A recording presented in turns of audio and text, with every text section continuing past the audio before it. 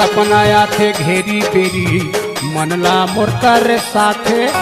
तोर सपना आथे घेरी बेरी मनला मोरता रे साथे।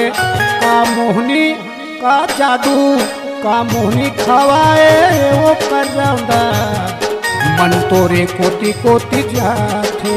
का जादू चलाए वो दीवानी मन तोरे पाछू पाछू भागे।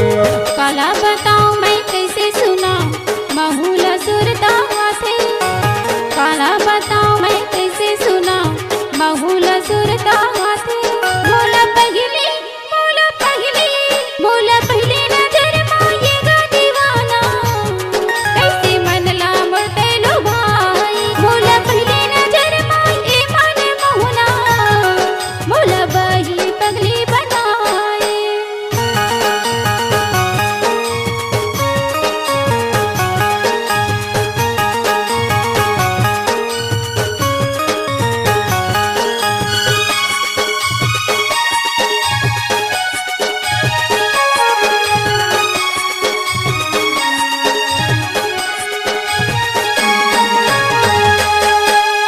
दिन भर तू ही लगुनत रही था काला मैं बतावा गोरी काला मैं बतावा। काम बूता माँ मन नहीं लागे कैसे जुला जुड़ावा रानी कैसे जी मैं जुड़ावा।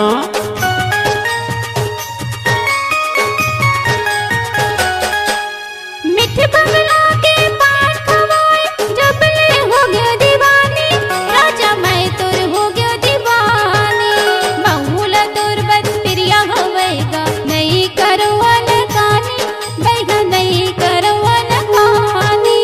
तोरे सपना आथे घेरी बेरी मनला मोरता रे साथे। तोरे सपना आथे घेरी बेरी मनला मोरता रे साथे।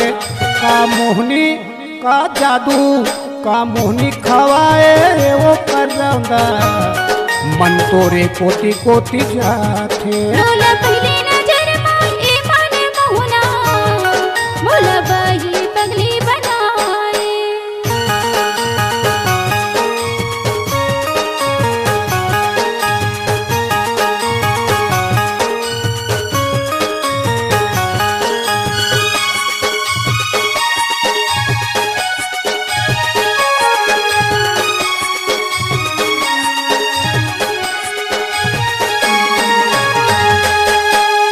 मोहनी सूरतिया तोर है गोरी छाती लमारे बान मोर छाती लमारे बान। आँखी के कजरा खोपा के गजरा ले डारे वो परान रानी ले डारे वो परान।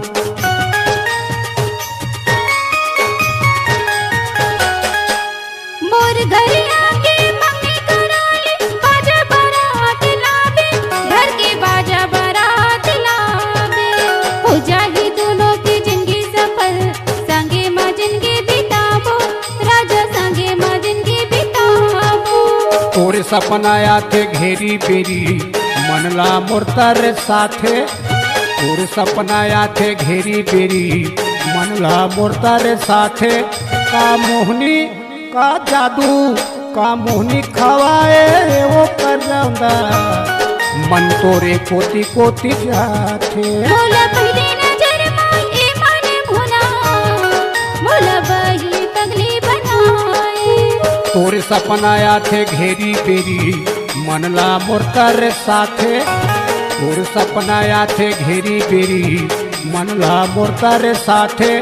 का मोहनी का जादू का मोहनी खवाए वो कर रौंदा मन तोरे कोती कोती जाथे। कैसे मनला मुर्ते लुभाए मन तोरे पाछू पाछू भागे।